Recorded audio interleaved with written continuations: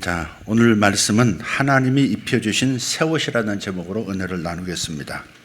창세기 41장 40절에서 43절입니다. 너는 내 집을 다스리라. 내 백성이 다 내 명령에 복종하리니 내가 너보다 높은 것은 내 왕좌뿐이니라.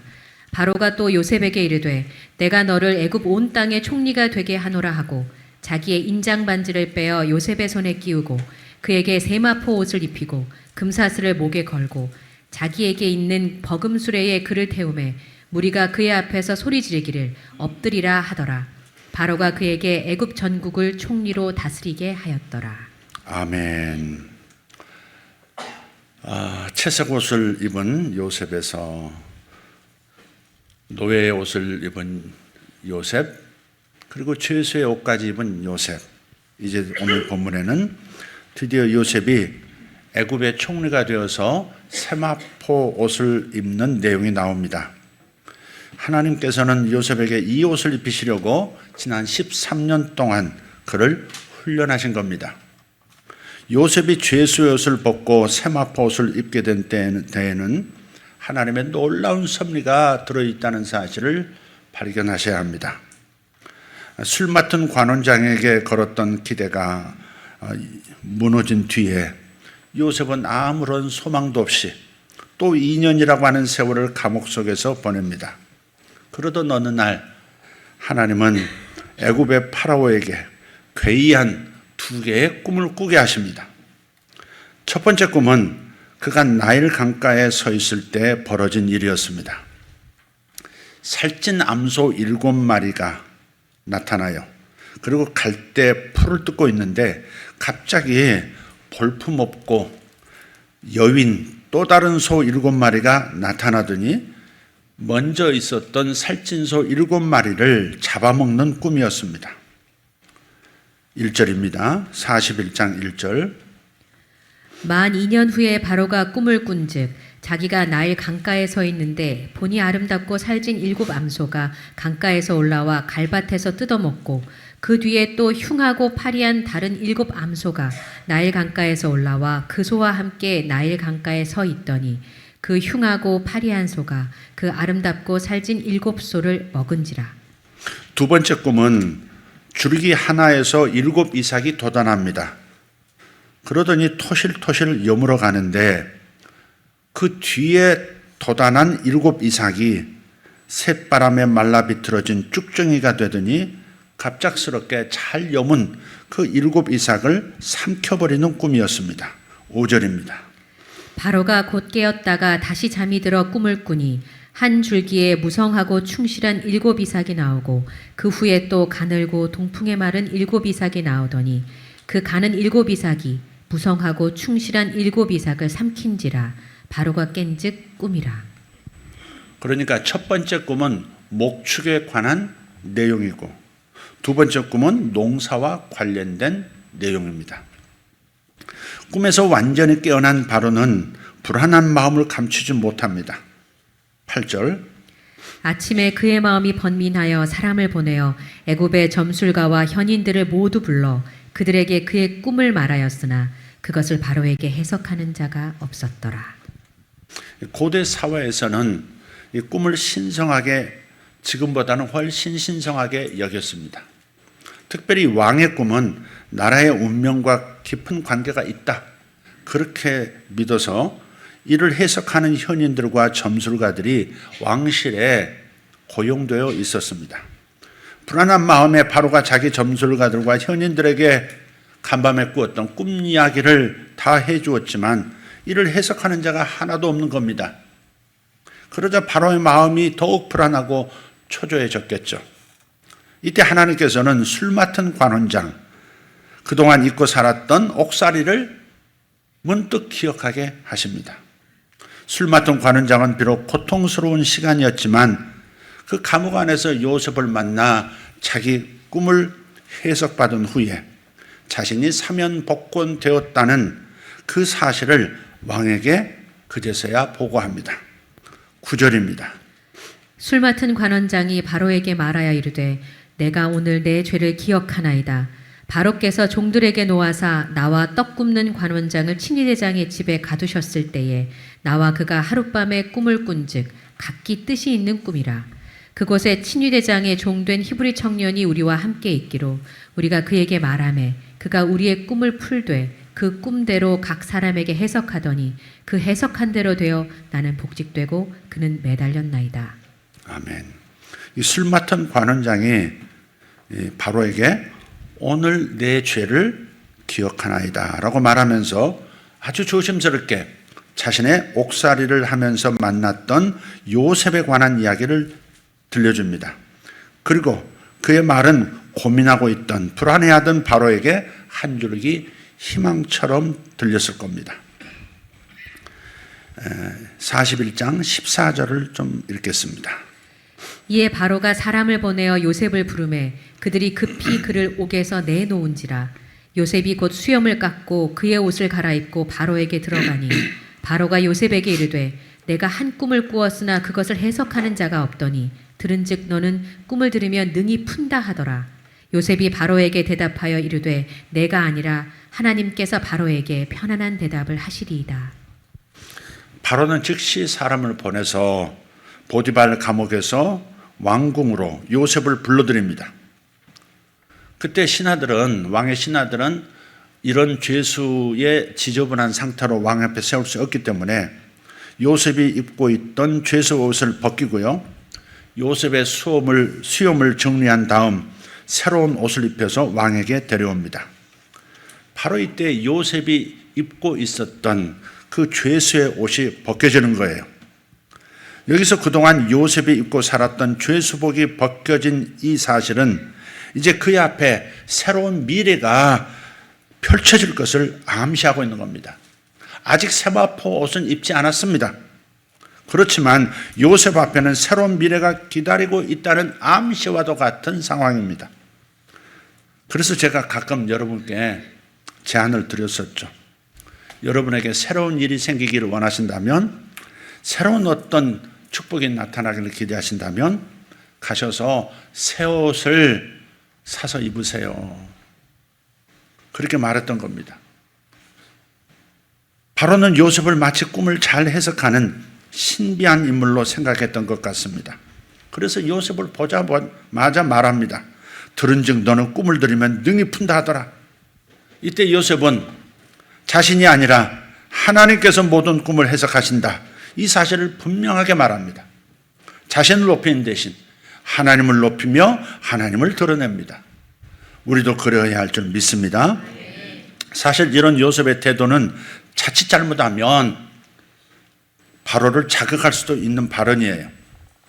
그 당시 애굽의 왕들은 본인 스스로를 태양신 라의 아들이라 스스로를 신과 같은 존재로 여겼기 때문입니다. 자신을 신처럼 여기는 바로에게 또 다른 하나님을 높이는 발언은 매우 위험한 것이죠. 그것도 히브리 노예죠. 죄수라고 하는 보잘것없는 신분을 가진 요셉에게서 그런 말을 듣는다고 하는 것은 분명 바로에게 유쾌한 일은 아닐 수 있거든요. 그렇다면 요셉은 이런 사실을 몰랐기에 한 말이었을까요? 그건 아닙니다.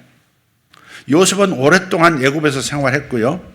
귀족들의 옥살이를 뒷바라지하는 그런 죄수였기 때문에 이런 정치 문화, 종교 문화를 잘 알고 있었다고 생각하셔야 합니다. 이렇게 알고 있었음에도 불구하고 하나님을 높인 것은 그만큼 요셉이 하나님을 신뢰하고 있다는 것이고, 애굽에서도 하나님께서 높임 받으시기를 원하는 그런 아름다운 소망이 있었기 때문인 줄 믿습니다. 바로는 자신의 꿈을 요셉에게 얘기했고요. 요셉은 그 꿈을 차근차근 풀어서 해석합니다. 설명합니다. 7마리 암소, 7 이삭은 각각 7년을 상징합니다.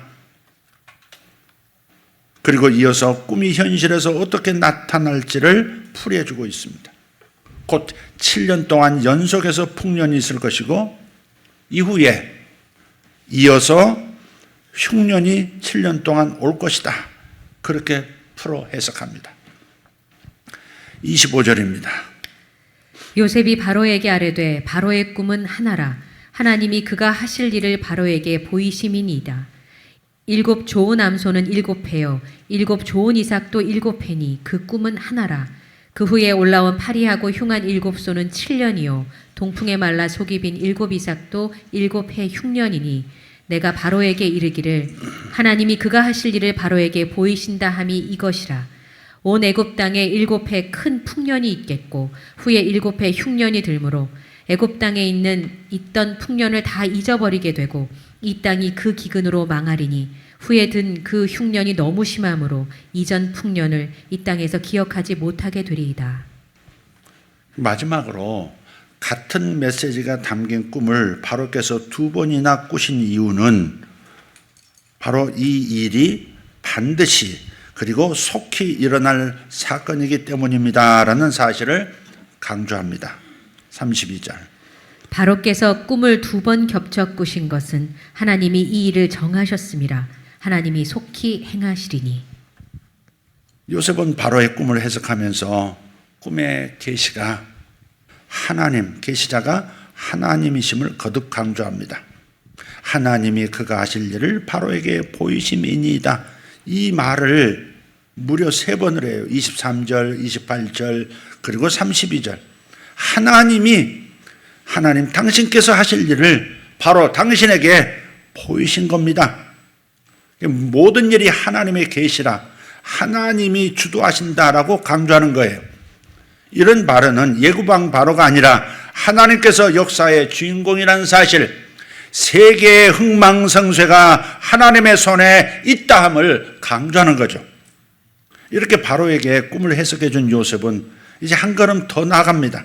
앞으로 벌어질 사태를 어떻게 대비할 수 있겠는가, 구체적인 방안까지 제시합니다. 33절. 이제 바로께서는 명철하고 지혜 있는 사람을 택하여 애굽 땅을 다스리게 하시고 바로께서는 또 이같이 행하사 나라 안에 감독관들을 두어 그 7해 풍년에 애굽 땅의 5분의 1을 거두되 그들로 장차 올 풍년의 모든 곡물을 거두고 그 곡물을 바로의 손에 돌려 양식을 위하여 각 성읍에 쌓아두게 하소서. 이와 같이 그 곡물을 이 땅에 저장하여 애굽 땅에 임할 7해 흉년에 대비하시면 땅이 이 흉년으로 말미암아 망하지 아니하리이다. 요셉이 제시한 방안은 이 33절 이하를 읽어보면 크게 3가지였죠. 첫째는 애굽 온 땅을 다스릴, 즉 총괄할 명철하고 지혜 있는 사람을 세우세요. 2번째는 바로의 명령을 받아서 일하게 될 감독자들을, 다수의 감독자들을 각 지방에, 각 지역에 배치하십시오.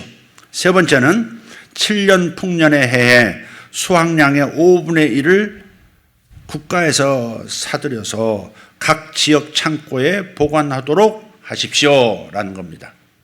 그러니까 많아졌을 때 인플레이션이 일어나니까 5분의 1을 거둠으로써 그런 진정시켜주는 것이고 물가를 안정시키는 것이고, 너무 곡식이 생산이 안 될 때 부자들, 권력자들이 독과점을 하는 거죠.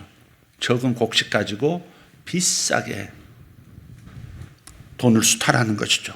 이걸 막기 위해서 이런 구체적인 제안을 합니다. 이것을 통해서 우리는 정결하고 깨끗한 성품의 그 믿음 좋은 요셉을 만나는 것만이 아니라 아주 지혜롭고 유능하고 참으로 주도 면밀한 그런 요셉을 만나게 됩니다. 근데 이런 요셉의 지혜와 유능함이라고 하는 것은 지혜의 근본이시고 탁월함의 근본이신 하나님으로부터 온 것임을 믿습니다.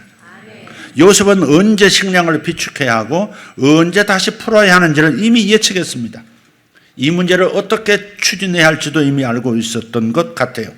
이것은 하나님께서 이미 요셉의 영성과 성품을 다듬으셨고 그를 첫 번째 방안인 명철하고 지혜 있는 사람에게 적합한 인물로 만들어 놓으신 겁니다. 그는 바로의 꿈을 해석함으로써 14년이라는, 앞으로 다가오는 14년이라는 긴 세월 동안 이 이집트 제국을 어떻게 이끌어가야 하는지에 대한 장기적 계획의 청사진을 갖게 된 것입니다. 이 말을 들은 바로 요셉이 보통 사람 아니다 함을 깨닫습니다. 사실 이런 사람이 어디 있겠습니까? 이런 좋은 자, 이런 전략가가 곁에 있다면 최고 통치자는 참으로 행복할 거예요. 지난 금요일 메시지의 본문 말씀이 잠언 15장 22절이었습니다.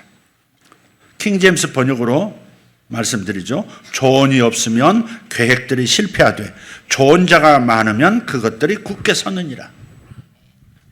요셉이 바로 그런 사람으로 준비되어 나타난 것입니다. 비록 요셉은 옥에서 갓 나온 죄수이자 하찮은 히브리 노예였지만 요셉이야말로 미래의 모든 일을 책임지고 수행할 적임자라는 사실을 바로는 직감합니다. 요셉은 자기를 스스로 첨가한 게 아닐 겁니다. 그렇지만 자연히 바로는 리더라 감각적으로 보통 사람 아니다. 얘 잡아야 되겠다. 이걸 안 거예요. 사실 이렇게 알아주는 리더를 만난다고 하는 것도 큰 복이죠. 바로는 현실과 신뢰를 중시하는 사람이었습니다. 또한 자신에게 주어진 계시를 알아차리고 또 받아들일 줄도 아는 사람이었습니다. 바로는 요셉의 말을 듣고 감탄하고 있는 걸 한번 보십시오. 38절입니다. 킹제임스 번역입니다. 파라오가 자기 신하들에게 이르되 이 사람같이 속에 하나님의 영이 거하는 사람을 우리가 찾을 수 있으리요 하고 요셉에게 이르되 하나님께서 이 모든 것을 내게 보여주셨으니 너와 같이 사려 깊고 지혜로운 자가 없도다. 아멘. 바로는 요셉의 꿈을 해석하면서 미래에 있을 일까지 단번에 제시하는 것을 듣고 놀랐습니다. 자신의 꿈을 미리 알았던 것이 아닌데도 불구하고 내용을 듣자마자 즉시 해석할 뿐만 아니라 대책 방안까지 술술 내놓고 있으니 바로가 감탄할 만하죠. 그래서 바로는 즉시 요셉을 총리로 임명합니다. 40절입니다. 너는 내 집을 다스릴지니라 내 모든 백성이 내 말에 따라 치리를 받으리니 나는 왕좌에서만 너보다 높으리라 하니라. 파라오가 또 요셉에게 이르되 자 내가 너를 세워 온 이집트 땅을 다스리게 하노라 하며 자기 손에서 반지를 빼어 요셉의 손에 끼워주고 그에게 고운 아마옷을 입히며 금사슬을 그의 목에 걸어주고 자기가 소유한 둘째 병거에 그를 타게 하며 그들이 그 앞에서 소리 지르기를 무릎을 꿇고 절하라 하더라. 파라오가 요셉을 온 이집트 땅을 다스릴 치리자로 삼았더라. 아멘. 참으로 놀라운 일이죠. 파로가 이렇게 말합니다. 내가 너보다 높은 것은 내 왕좌, 이 왕의 의자뿐이다. 이렇게 말하면서 자기 손에 인장 반지를 꺼내서 요셉의 손에 끼워줍니다. 요셉의 인장 반지라고 하는 것은 오늘날로 말하면 옥새입니다. 옥새. 조선시대의 왕이 가지고 있는 옥새입니다. 요셉에게 총리가 되는 세마포 옷도 입혀준 거예요. 드디어 죄수복이 벗겨지고 요셉이 입어야 할 진정한 새 옷을 입게 된 것입니다. 하나님께서 계획하신 요셉의 옷은 채색옷이 아니었던 거예요. 바로 이 새 옷, 세마포 옷을 입히시기 위해서 땅의 아버지가 입혔던 채색옷을 벗기시고 오히려 노예의 옷, 죄수의 옷까지 입게 하셨던 거예요. 이제서야 드디어 요셉을 향한 하나님의 계획이 이루어진 것입니다. 동시에 이로써 하나님께서 요셉에게 보여주셨던 그 어린 시절의 꿈이 이루어지게 된 것입니다. 가족에게 버림받은 히브리 노예이자 죄수, 세마포옷을 입고 역사의 전면에 등장합니다. 세마포옷은 가는 배옷, 고운 실로 짠 부드러운 천이요. 오늘날로 말하면 비단, 거칠은 삼배옷만 입고 있다가 부드러운 이렇게 부드럽고 감촉 좋은 그런 실크 옷을 입은 거예요. 그러니까 더운 애굽 날씨에 아주 잘 어울리는 시원한 옷이 바로 세마포 옷입니다. 고대 이집트의 특산품 중 하나가 아마였습니다. 아마, 세마포입니다. 후에는 제사장들이 입는 옷의 주요 재료가 되기도 합니다. 정결함의 상징으로 여겨져서 성전 휘장의 재료로 사용되기도 했습니다. 때로는 시체를 감는 천으로 쓰이기도 했고요. 그래서 예수님의 시신 또한 세마포로 감쌌습니다. 마태복음 27장 59절. 여기서 함께 나누고 싶은 놀라운 은혜가 하나 있어요. 하나님께서 당신의 죽고 날에 두셨던 그 미래를 열어서 요셉을 세우셨다 하는 사실입니다. 미래라고 하는 것은 오직 하나님의 영역입니다. 하나님의 주권 아래 있는 것입니다. 전도서 3장 11절 한글 킹제임스로 보면 이렇게 말씀해요. 그는 모든 것을 그의 때에 아름답게 지으시고 그 세상을 그들의 마음속에 두시어 하나님께서 지으신 일을 처음부터 마지막까지 사람이 찾아낼 수 없게 하셨도다. 아멘. 하나님은 우주 만물을 지으시되 때를 따라서 아름답게 하셨습니다. 여기서 그의 때에 만물을 창조하셨다라고 하는 말씀은 우주 만물이 다 하나님의 섭리 가운데 있다는 것을 강조하는 내용이에요.